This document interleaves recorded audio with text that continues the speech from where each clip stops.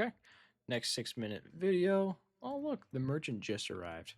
I'm having trouble thinking about what to talk about in these videos. Not like I can't just pick a topic and talk about it, but I'm getting to that point where I'm able to do that, but I'm nowhere near perfect, right? Nobody is. Though a lot of people are they're actually very able to do that, and they're just fine doing that. Not me though, not yet, at least by any means. But what was I gonna say? But yeah, these videos. In the last video, I said I wanted to talk about. In the last video, I was gonna cut down the time length of these videos and kind of make them shorter. But I don't think that's a good idea. I think keeping them at 6 minutes is a really, really good idea because it's going to force me to try to, think and talk about things.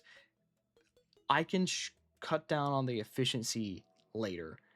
My speech does not have to be efficient. I just need to be able to talk and talk about anything for an extended amount of time. Like that just needs to happen, which hasn't been happening very well. I mean, I can get to 6 minutes, I guess, but I'm stumbling. Sometimes I lose my train of thought. It's very hard to get back on the same track. I'll have to restart videos, which is not good. I don't ever restart videos. Sometimes I'll have to do it because something happens or like outside noises come around and it just turns into a bad recording, which is no fun. Oh well. But like, doing stuff like that, I should that no re-records or anything, but I should be getting to a point.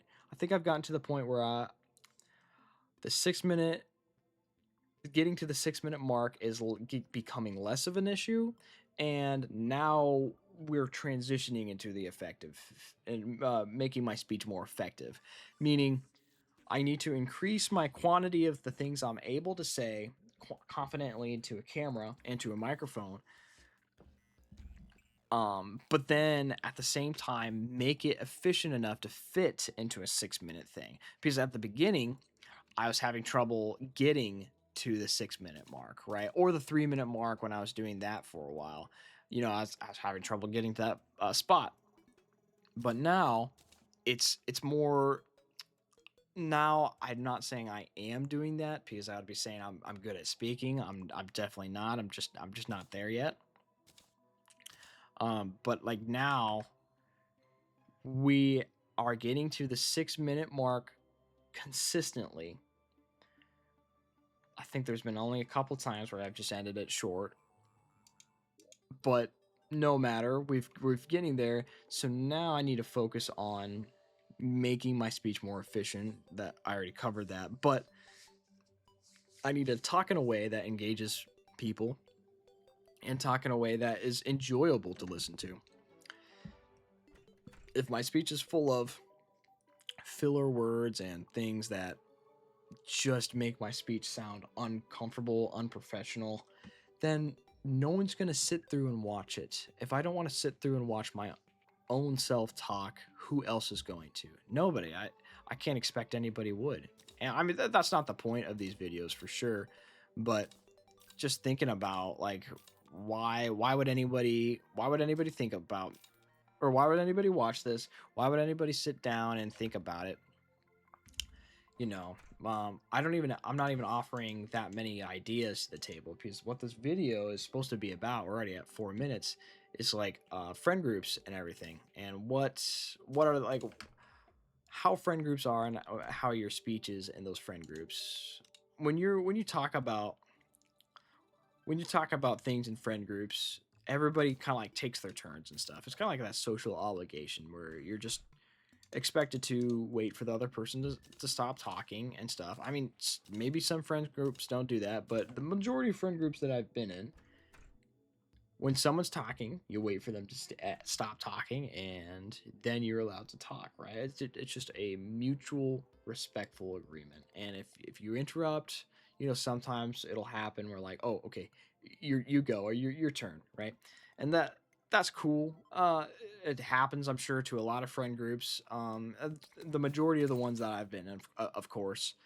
But what happens when you're in a group of friends and you kind of get this feeling of what I would describe as too many cooks in the kitchen, right? Everyone's trying to get their opinion in, or everyone's trying to say their little code, or like not their code bit, but their little humor bit, the thing that they're trying to say to get the laughs or get the popularity.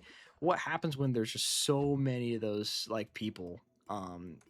Because let's be honest, like and friend or like in groups, some some there's like one or two people that are like that in those groups, but in others, um, in others it's like everybody's trying to do that, which it can get pretty annoying sometimes, to be honest, because not only from a person that likes to talk as well, you're kind of getting butted out and not being allowed to talk socially, but you also have to try to spend a little bit more extra effort to see who's talking, and you're constantly pivoting your attention to other people, and then it just feels like that you're people are begging for the attention if there's too many people talking, um which by joining that you also might be begging for attention by also trying to input yourself, joining the rat race, if you will,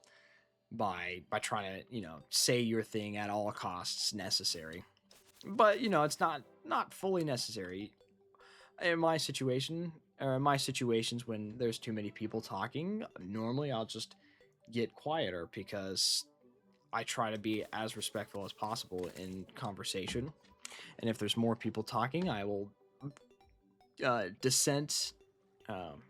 There's another word for that I'm missing there, but I will agree to pull down my capabilities of speaking and let the other person go, because it's just a social obligation for me to not be rude. And if there's other people talking, I'd love to hear them talk. There's always something to be learned. There's always something to be gained from letting other people talk. When you're talking, there's only one thing that you're gaining, and it's just you being able to say whatever you want. You're the one talking, and so what's on your mind is able to be perceived from the people around you, and you're able to they're able to hear you, and you're able to talk to them, right? But when you let another person talk, two things are happening. I mean, you're winning. That's the first thing. You're winning by learning from them, um being able to build off of their conversation. So you're letting them do the work by directing where the conversation's going. And the other thing is they're winning. So you're winning, they're winning. They win by by being able to talk. Probably most of the time, they're not even allowed to talk a lot in their friend groups. So if you're one of those few people that allow them to talk, make them feel good that they're talking to you, then that's a really huge thing for them. And so that's in comparison to your win by learning something new about them. They win really, really big, because they might not have that opportunity otherwise. So it's actually a really great thing for them that you go out of your way just to quiet down and let them talk. Um, but yeah, I don't know. It's pretty very respectful, and there's nothing that you can't, not a lot that you can't gain from letting another person talk. That's way over the time limit. So see ya.